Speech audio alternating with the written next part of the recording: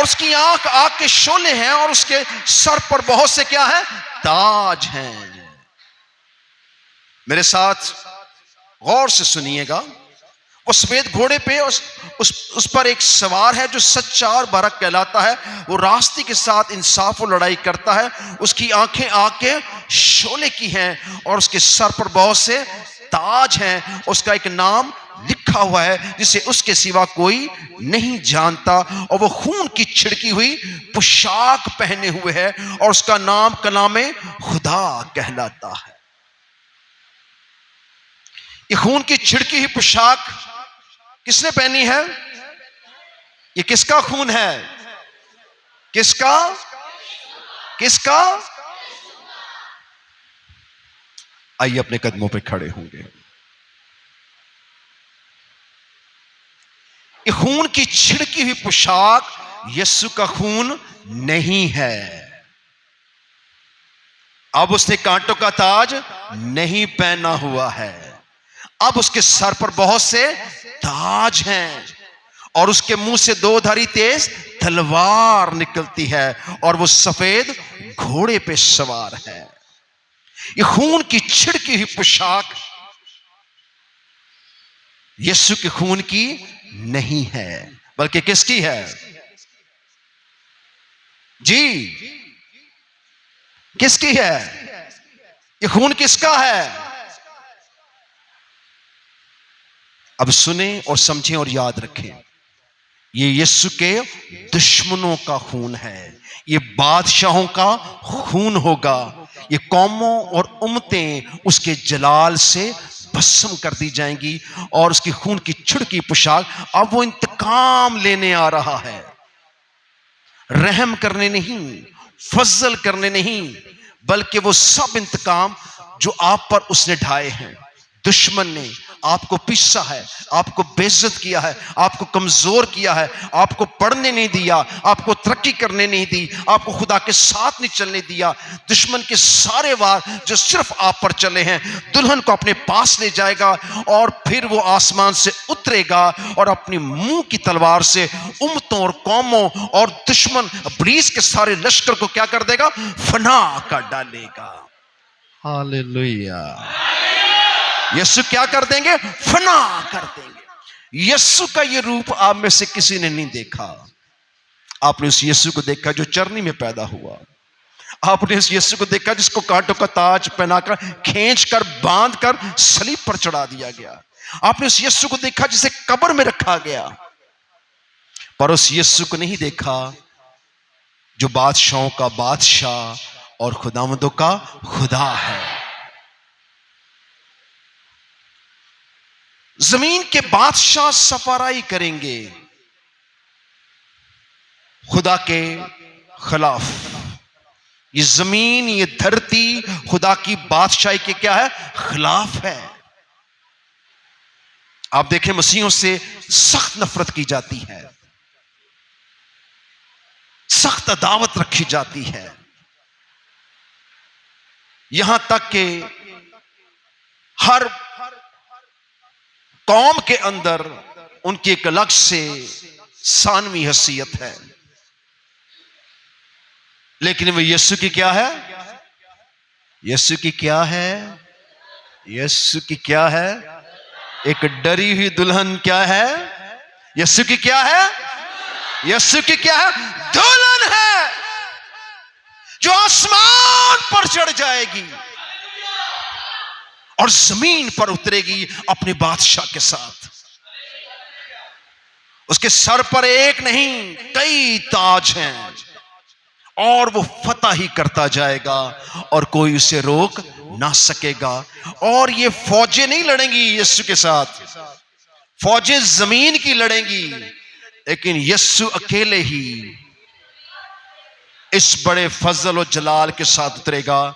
जैसे हौज में अंगूर रौंदे जाते हैं, ऐसे ही वो कौमों और उम्मतों को लताड़ डालेगा, उन सबको जिन्होंने से क्या किया? रद्द किया।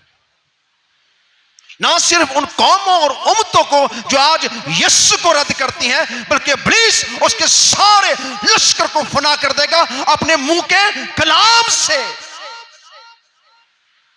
वो तबाह कर डालेगा। उस सलीब का यीशु नहीं जो हर चीज में अपने ऊपर दुख सहता था, अब उसका आना जमीन के लिए क़यामत और जिंदगी साबित होने वाला है। सो ये बड़ा नाम जो उसकी रान और पोशाक पर लिखा हुआ है, उसको छुपा के रखा गया है, पर दुल्हन उस नाम को जानती है। दुल्हन उस नाम को दुल्हन उस नाम को दुल्हन उस नाम को वो कहता है, मैं तेरा नाम मैंने अपनी हथेली पर खुरेद रखा है, मेरी निगाह तेरे शहर पनाह की तरफ रहती है। यीशु वो सब जुल्म, वो सब तंगियां, सब मुसीबतें जो यीशु नाम से बेइज्जत होते हैं, खुदा के खादम, खुदा के लोग, खुदा की उम्मत, खुदा की कलीसिया जो जमीन पर दुख सहते हैं, खुदा उनको उठाकर ले जाएगा और फिर उन दुश्मनों से इंतकाम लिया जाएगा जिन्होंने जमीन पर गुनाह, बदी और मसीह के साथ नफरत रखी। क्योंकि सारी दुनिया, सारा आसमान मसीह का है, हर चीज उसके वसीला से पैदा की गई है, कोई चीज उसके बगैर पैदा नहीं की गई है। जहान और आलम भी उसके वसीला से पैदा किए गए हैं, क्योंकि इब्तिदा में कलाम खुदा के और कलाम ही खुदा था, और कलाम क्या हुआ? मुजस्सम हुआ, और जितनों ने उसे कबूल किया उसने उनको बेटे और बेटियों का हक बख्शा, और जिनको हक बख्शा है वो आसमान पर चढ़ जाएंगे। हालेलुया। खुदा के कलाम में क्या? तो अपनी आंखों से शरीरों का अंजाम देखेगा। आपको बेइज्जत करने वाले जिन्होंने उसको छीदा है वो भी उसको देखेंगे।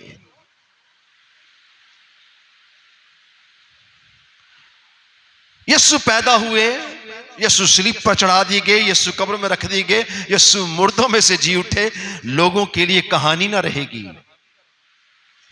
बल्कि एक सच्ची दास्तान बनेगी। यीशु का जी उठने का मकसद यह नहीं था कि वो आसमान पर रहेंगे, वो इसलिए जी उठा था ताकि वो सब मुर्दों का क्या करे? हिसाब करे, और जो उस पर ईमान रखते हैं वो हलाक ना हो। सो उसकी रान और पोशाक पर ये जो नाम लिखा है, वो खून की छिड़की हुई पोशाक पहने हुए, उसका नाम कलाम खुदा कहलाता है।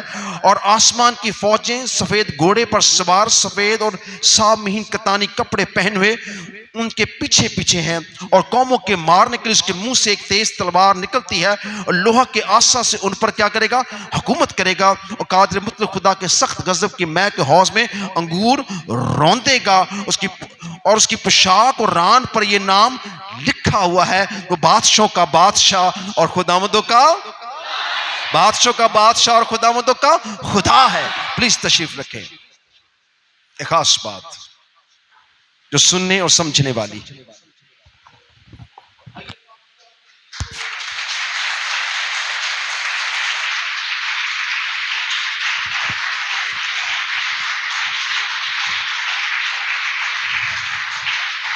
मकाशवा अपनी तफसीर खुद करता है, और इस तफसीर को समझने के लिए खुदा का कलाम हमें सदाकुतुल कौल की तरफ ले जाता है। जो कुछ यहां लिखा है कि वो सफेद घोड़े पे सवार होगा, उसके सर पर बहुत से ताज होंगे, और आसमान का लश्कर और फौजी उसके साथ होंगी। अलीशा दुश्मन से घिर गया, और दुश्मन ने चारों तरफ उनको घेर लिया, और फौजों को देखकर अलीशा का नौकर डर गया और कहा, मालिक दौड़, ये तो हमें मार डालेंगे, ये तो बहुत ज्यादा हैं, हम बहुत थोड़े हैं, और देख लश्कर हम पर चढ़ आया है। अलीशा अपने नौकर कहता है, तू क्यों डरता है? उसने आसमान की तरफ देखा और कहा कि बाप, मेरे आसमानी लश्करों के खुदा मेरे नौकर की आंखों को क्या कर दे? खोल दे। जब उसकी आंखें खोली तो अलीशा ने कहा, मुड़ के देख, तो जब उसने एलीशा के पीछे देखा तो जितने पहाड़ थे वो आग के रथों से भरे हुए थे। फरिश्ते नंगी तलवारें लेके खड़े थे। एक ऐसा लश्कर था कि रुई जमीन पर खुदा के लश्कर के सिवा कोई लश्कर नजर नहीं आता, क्योंकि वो लश्करों का खुदा है, वो बादशाहों का बादशाह और खुदावंदों का खुदा है। एलीशा ने जब अपने नौकर की आंखों को खुलवाया तो कहता हो खुद उस्ताद, हम तो बड़े जोरावर हैं। मसीही भी कहेंगे हम क्या हैं? जोरावर हैं। हम इब्लीस की तख्तगाह पे रहते हैं। मेरी कौम, मेरी उम्मत को, मेरी खुदावंद की कलीसिया को समझ नहीं आती है। हर पल एक दुश्मन है आपके अंदर। कौन कौन कौन है दुश्मन? कौन है? बात डालते जाए उस पे। वो तो हार चुका हुआ है। आपका जिस्म ही आपका दुश्मन है। ये आपके रूह के खिलाफ है। आपके अंदर एक जंग छिड़ी हुई है। अगर आपने खुदा के कलाम को अपने अंदर आना दिया तो यही बदन जो गुनाह करता है, बदी करता है, झूठ बोलता है, इब्लीस के काबू में आ जाता है, या आपके जद में आपके जिस रूह के खिलाफ चलता है। और अगर आपने खुदा के कलाम को अपने अंदर आने दिया तो यही बदन खुदा की हैकल बन जाएगा। और उसकी हैकल में हर कोई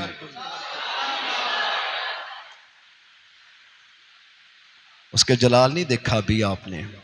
अभी हम जमीन पर थके हुए, हारे हुए, कमजोर, जमीर की अदालत में, जिस्म की अदालत में, हालात के तपेड़ों में फंसे हुए हैं। अभी नहीं हम जानते कि उसका जलाल क्या है। लेकिन जिस दिन आप जान जाएंगे, आप जमीन पर भी एक बुलंद नारा बोलेंगे। एक ऐसा जलाल वाला नारा होगा कि आपके अंदर का इब्लीस और आपके इर्द गिर्द का सारा माहौल क्या होगा? तब्दील हो जाएगा। इब्लीस नहीं चाहता कि हम खुदावंद का नारा बोलें, हम बादशाहों के बादशाह को आवाज दें, हम लश्करों के खुदा को आवाज दें। यीशु ने शिगिर्दों से क्या कहा था?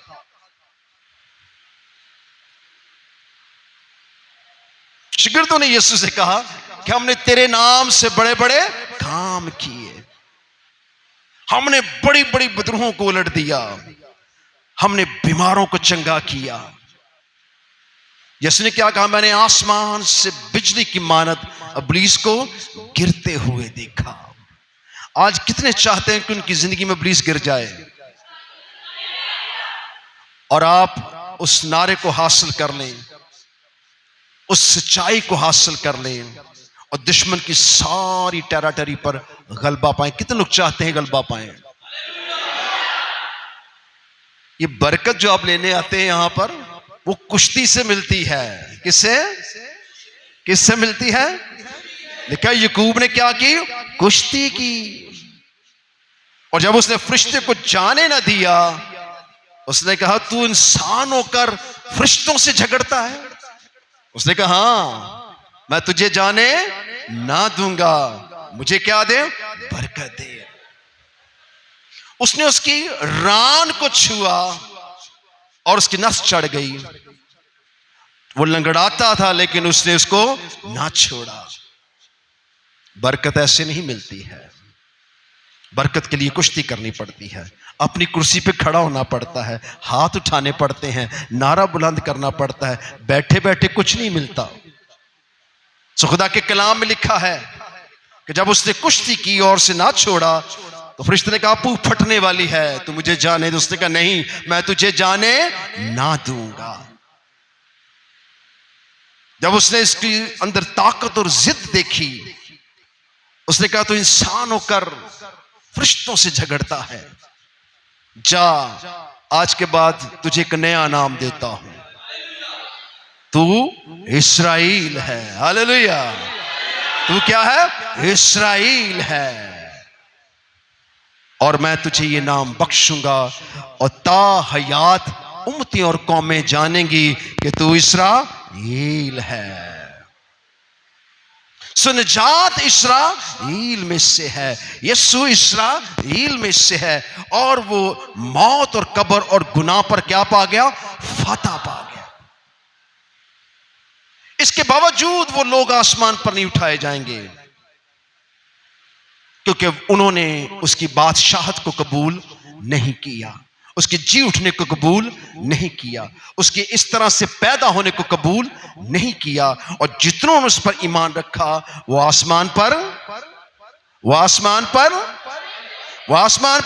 चढ़ जाएंगे। वो आसमान पर चढ़ जाएंगे। अब यीशु खुदा का बर्रा बन के नहीं आएंगे।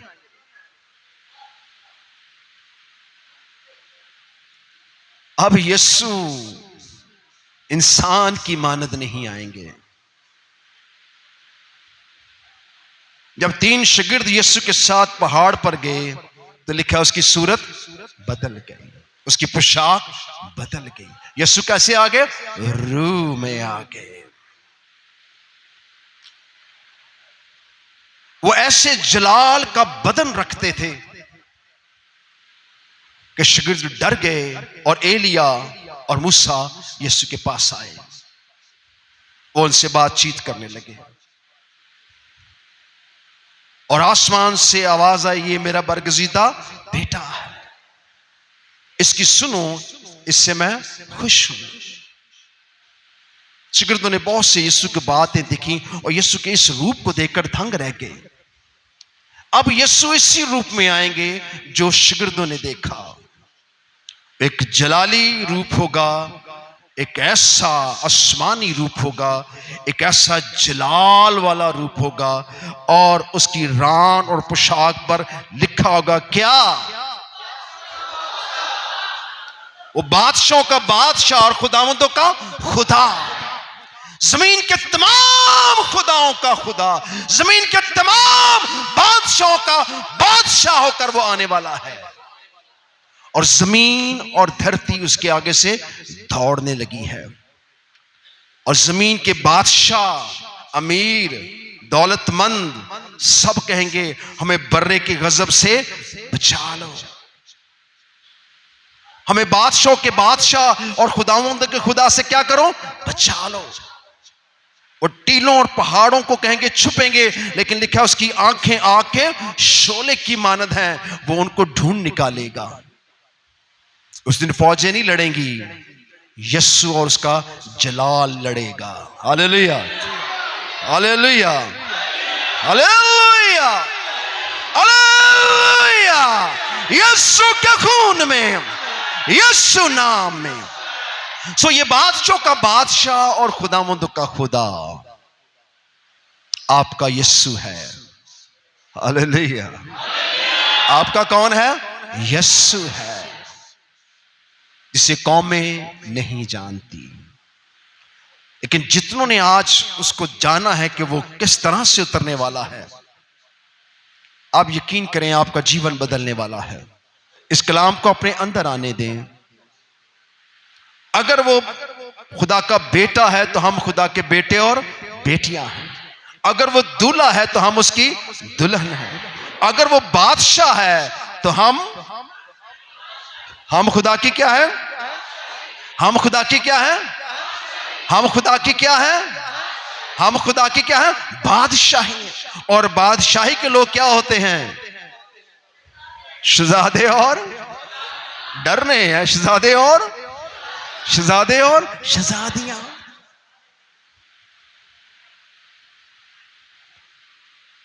देखिए उसने में बदल डाला। हालेलुया। उसने दुनिया के निकम्मों, हकीरों, ठुकराए हुए, बेइज्जत हुए लोगों को खुदा के बेटे और बेटियां बना दिया और बादशाही बनाकर उन्हें शहजादे और शहजादियां बना दी। उसने आपका रुतबा बदल दिया। कभी किसी के सामने हाथ ना फैलाएं, कभी किसी के सामने गिड़गिड़ ना करें। आपका खुदा जिंदा खुदा है, वो सब कुछ करने की कुदरत रखता है। हर चीज उसके वसीला से और उसके वास्ते खुदा ने बनाई है। उम्मतें और कौमें जहान भी उसने अपने बेटे यीशु के वसीला से पैदा किए हैं। वो जब कहता है थम जा, तो तूफान क्या होते हैं? जब वो कहता है लाजर कब्र से बाहर आ, तो 4 दिन का मुर्दा कफन से बाहर आ जाता है। जब वो दरख्त से कहता है तुझ पर आइंदा फल ना लगे, तो दरख्त सूख जाता है। जब वो जनाजों को खड़ा कर करता है जवान उठ, तो बेवा का बेटा उठ खड़ा होता है। हालेलुया। और जब उसे रुपए पैसों की जरूरत पड़ती है तो कहता है जा झील में बांसुरी डाल, जो पहली मछली लगेगी उसके मुंह में सोने की मशकाल होगी, वो मेरे लिए और अपने लिए जमीन वालों का टैक्स ले आ। वो सब चीजों पर कादर है। वो जब बियाबानों में कलाम सुनाता है और लोग भूख की वजह से वापस जाना चाहते हैं, शाम हो जाती है, वो 2 मछलियों और 5 रोटियों को आसमान की तरफ बढ़ाता है और उनको बरकत देता है और कहता है तकसीम करो। तो कितने लोग खाते हैं? हजारों लोग खाते हैं, क्योंकि हर चीज उसके इख्तियार में है, हर चीज उसके ताबिया है। वो सब चीजों को बदलने की कुदरत रखता है, क्योंकि वो बादशाहों का और खुदावंदों का खुदा है। उसकी रान और पोशाक पर यह नाम लिखा हुआ है, वो बादशाहों का बादशाह और खुदावंदों का खुदा है।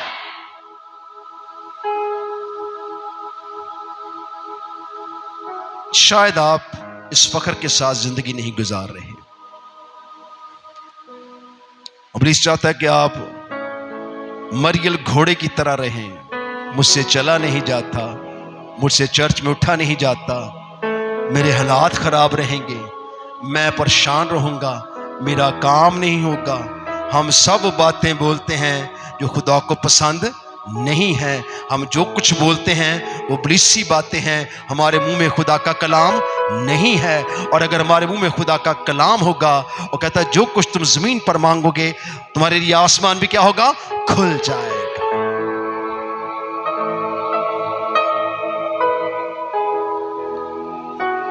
अपने आप को तब्दील करें, अपने आप को खुदा की बादशाही के लिए तैयार करें। अगर आप खुदा की बादशाही का हिस्सा हैं तो कोई चीज आपके लिए मुश्किल नहीं है। खुदा ने पतरस से क्या कहा था? जो कुछ तू जमीन पर बांधेगा वो आसमान पर बंध जाएगा, जो कुछ तू जमीन पर खोलेगा वो आसमान पर खोल दिया जाएगा।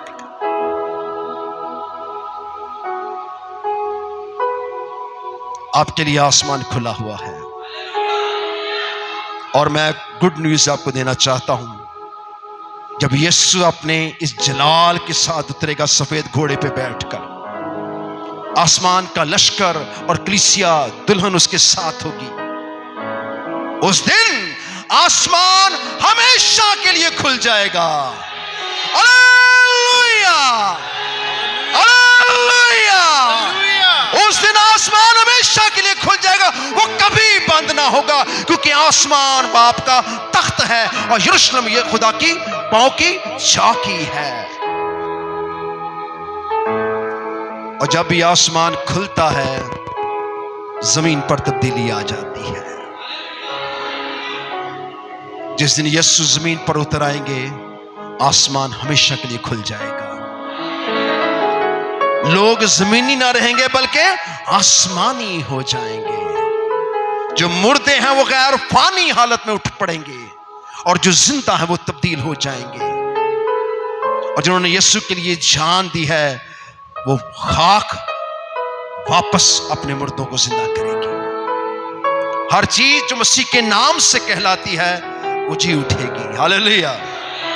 और जो उसके नाम से नहीं कहलाती है वो हौज जो अंगूर रौंदेगे उसके जलाल से क्या कर दिए जाएंगे? रौंद दिए जाएंगे। रहेगा नाम सदा तीकर मसीह का। कितनों को बरकत मिली है। आइए जोरदार हाथों से पाकर खुदावंद के लिए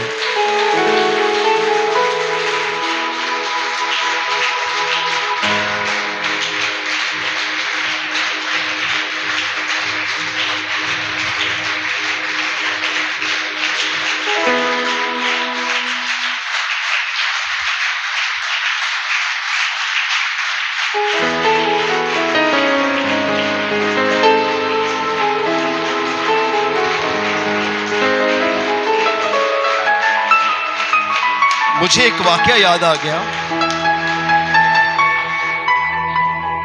एक जगह किसी में इब्लीसी असर था, मैं वहां गया। वो बुजुर्गें कहती हैं हम लश्कर हैं। क्या है?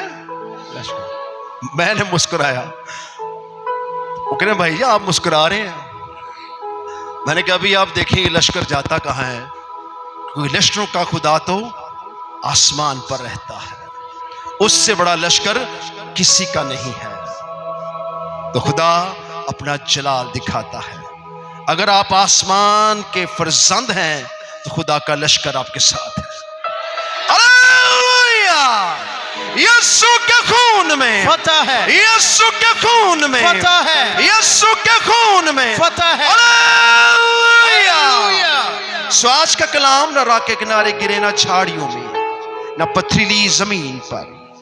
आज का कलाम ज़रख़ेज़ जमीन पर गिरे, जहां से कुछ 100 गुना, 60 गुना, 30 गुना फल लाता है, ताकि सारा जलाल खुदा बाप, खुदा बेटी, खुदा रुक़दस को मिले। किस नाम से?